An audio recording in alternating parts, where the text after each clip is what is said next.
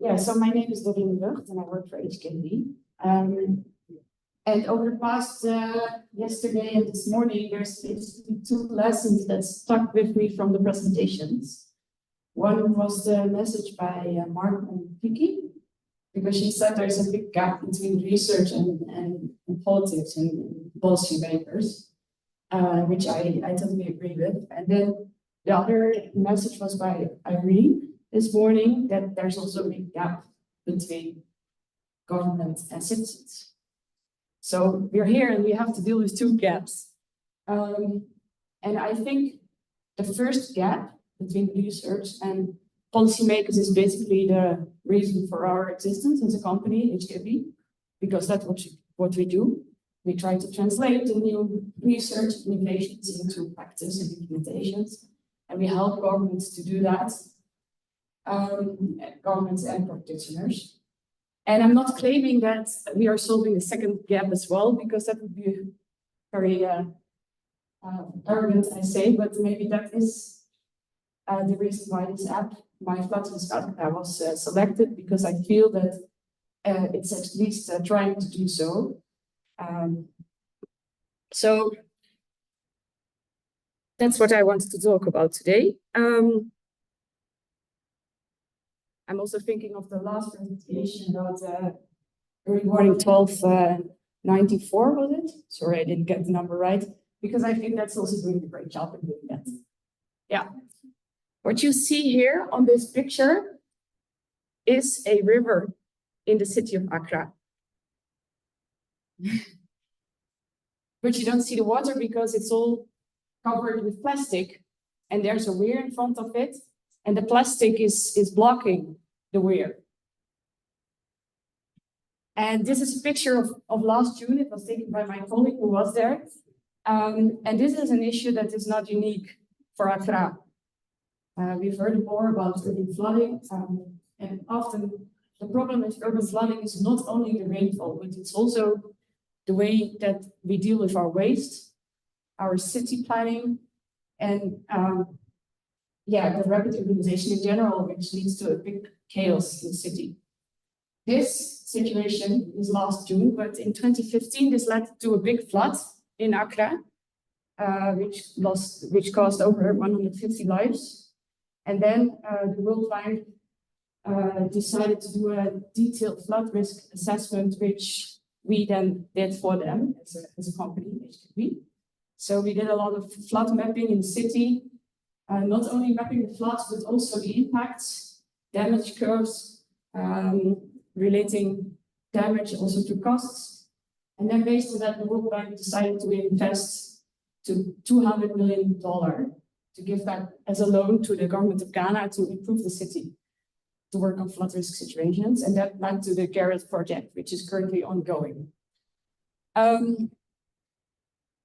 As part of the Garrett project, one of the things besides waste management and infrastructure measures, there's also an implementation of an early warning system. And that early warning system was designed by us, but will be implemented by Dantalis, who just started speaking. Okay. So why I'm telling all of this, because I'm showing you the My Flat Risk Accra app, and that is providing information to citizens on flood risk. But this is to let you know that there's a whole lot of technical information behind it, and I'm not going to talk about how we derive that, because we are all modelers, and I hope that you will believe that we can do that. And if you want to know the technical details on that, then please come to me, and I'm happy to discuss. But before I start, maybe some words on HKV, then some words on the app. And I also, if time allows, would like to say some things about two other activities that we have. So HKV is a consultancy company. We are consultancy and research. So we do research, applied research, but we are mainly doing consultancy, translating that research into practice, and mainly in the field of flood risk and water management. We are based in the Netherlands, about 80 people, a bit more now. And we are active in the Netherlands and internationally. Actually, only 10% of our income is outside of the Netherlands. So most of our work is in the Netherlands. These are the countries that we worked in. And these are the topics that we work on. And internationally, we mainly focus on the first three: flood risk management, early warning systems, and nature-based solutions. But we do the other things as well, and we do use a lot of data science, and everything always comes with capacity building, because we strongly believe that that's very important. Then about me, I joined HKV in 2018, and I'm specializing in early warning, rainfall monitoring, nowcasting and statistics, urban flood risk, and weather and climate services. And I do that not only in Africa, where I work a lot, but also in the Netherlands. Now, this app. The app is called My Flood Risk Accra, and it's developed by HKV together with Allianz, GIZ, and GMET, which is the Ghana Meteorological Agency. And very important aspect, it's now owned and operated by GMET. And it's launched in May 2022, available for both iOS and Android, and we have over 7,000 users, which is something we are proud of, but obviously it's not the whole of Accra, so there's still a lot of work to do. The functionalities of the app are to inform citizens about local consequences of floods, provide information on what they can do with this information, or like what can they do against flooding, and also it communicates the forecast from the Ghana Meteorological Agency. And it's very important that here it's not doing a direct link. So it's the Ghana Meteorological Agency deciding when to communicate and what to communicate. So how does it work? Well, it's a mobile phone app. You have your location. And then for your location, you see the risk maps, and you can pick whether you want to see low risk, moderate risk, or high risk. And then it gives you a water level that you can expect in that situation. And then you have the bottom, what does this mean? And I think that's a very important part, because rainfall information and water level information is, for us, very interesting, but for many citizens, it doesn't say anything. So what does this mean? There's a whole bunch of text in written, but there's also pictures. So the text explains you what to do in pre-flooding situation, post-flooding situation, and in the case of a low, moderate, or high-risk situation. There's also the emergency numbers. So just an example, in a common low risk, there's a slight or minimal amount of water, minimal damage, and it's only telling you to keep your documents waterproof and to disconnect any electrical appliance. In a high risk, you may want to suggest to find safe ground and avoid crossing bridges, because then we have considerable amounts of water. I think this is a very important aspect of the app, because it's also showing information in pictures, because not everybody is literate, and it shows you that how you can prevent, how you can be prepared, how you can respond, and what to do after the floods. And the last part is that it's sending out flood alerts, and this is actually coming from the website of the Meteo Agency in Ghana. That's a very important aspect. They didn't want to have an automatic link with some weather forecasting model or something, for the reason that you need expert judgment to look at the weather forecast before you decide you want to send out a measure. And also it's enhancing their mandate of a weather institute. You don't want to surpass this institute who has the mandate of warning citizens. We also wouldn't do that in the Netherlands. Well, and the rest, so the push message is being sent out. I do sometimes get that push message myself as well, which is then, Then,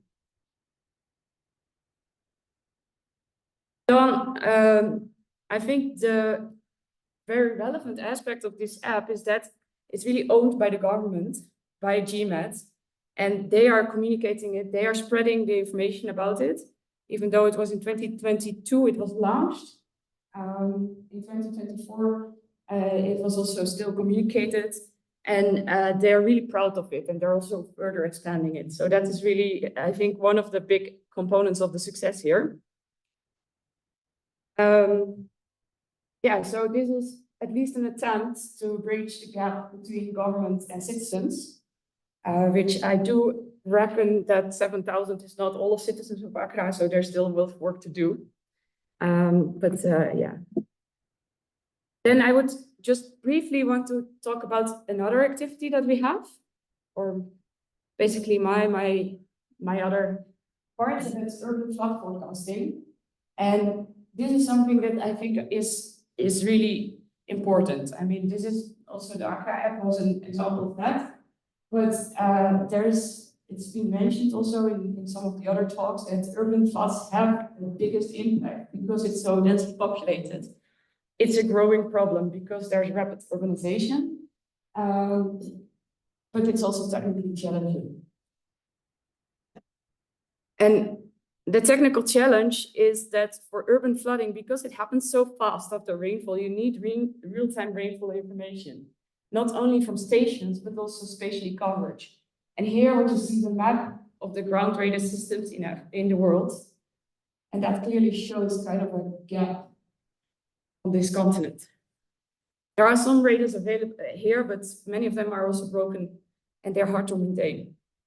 Another technical challenge is the computation time of weather and flood models, which in your short lead time of floods, only a couple of hours is an issue, and the availability of local data, especially because the city drains, you need the specified information on how the city looks to be really precise on where you see the floods.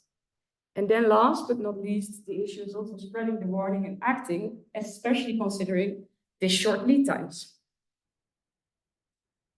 So we are working on that. For example, here's an example of systems in Ivory Coast, Ghana, and Togo for 3 different cities. And we use their rainfall monitoring and nowcasting based on the Meteosat satellite. Again, if you want to know the technical details, come to me afterwards. We do mapping of the urban area together with the local citizens. This is a colleague of mine that you see here, but we have many of those images also from our partners. And then we implement and we do capacity building on how to use the system. And doing that, when we saw the global early rainfall ambition, we thought, okay, we can contribute to that because we have this expertise and urban flooding is often forgotten.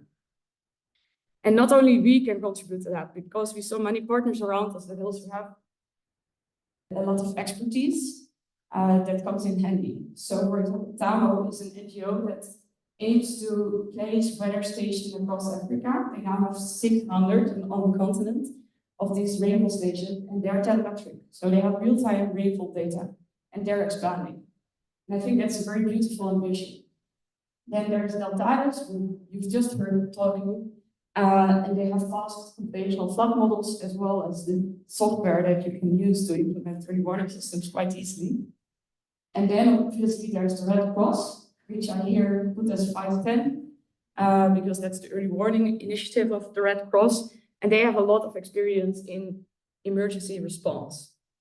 So we decided to partner up with them and to launch an ambition that comes in line with the global early warning for all ambition. And we want to set up a program in which we support young experts from the African hydromet agencies to develop early warning solutions themselves. Because so far, very often, it's companies like HKV or other companies that are implementing systems, leaving, and then there's no knowledge to maintain or to operate these systems. And only a training at the end of the project is not enough. So we feel that the capacity is there to program and to build these systems themselves, and we want to help them doing that. And we want to help them doing that open source, and to combine global data, continental data with the local data that is there, and the local expertise. And doing so, we also hope to build cross-continental relations between those local experts that will also help them develop their career, and at the same time building capacity. So that program is an ambition by us. We have started now with this group of partners with a pilot project in Ethiopia, but that's only the start. And we are not looking to make yet another program, yet another platform, because if we have heard all of the speakers here, there's many initiatives, many big platforms. So we are basically looking for any program or platform to join and to bring in our expertise and our ambition to make this happen without needing to be yet another platform. So, and this is for partners, but we are very happy to collaborate. If there's anyone feeling that you can either contribute as a technical partner or you have an idea on how to launch this ambition, please come to us, talk to us. And we really hope that we can realize this early warning for our mission. Okay, that's it.